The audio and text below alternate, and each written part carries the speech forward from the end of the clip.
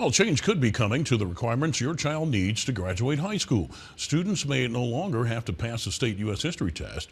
The Board of Education recently voted to allow you to weigh in on this proposal before making a final decision. Our Quentin Smith joins us with a reaction tonight. Quentin? Howard, high schoolers must pass state tests in math, science, English, and U.S. history. Leaders with the Department of Education want to reduce the burden of testing on students, which is why they are now exploring this option. I was really excited to hear this news. This is really personal for me. For Erica Jones, she knows all too well about the mandated state testing students must go through.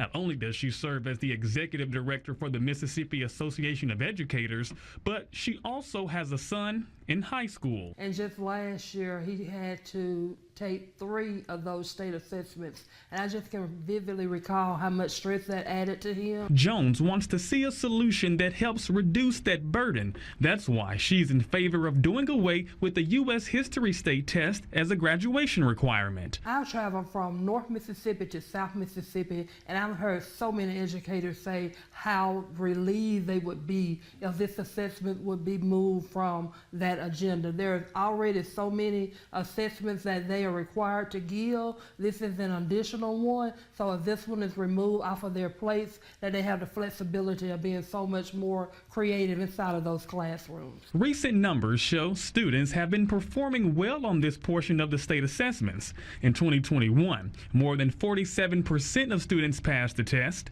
The next year saw an improvement with more than 69% passing.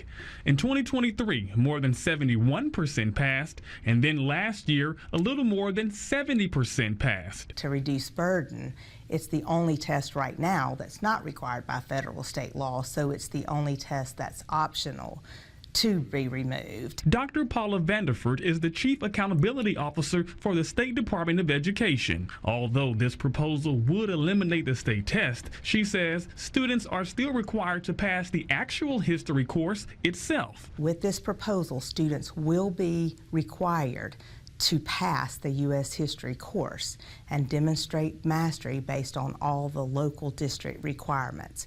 So if a student does not receive a passing grade in the course, they would not be allowed to graduate, even if the assessment were eliminated.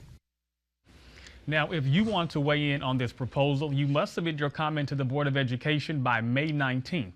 The comments will be presented to the board on June 19th, and afterwards the board will then make its final decision. For more information on how to submit a comment to the Board of Education, just visit our website at WLBT.com. Quentin Smith, 3 on your side.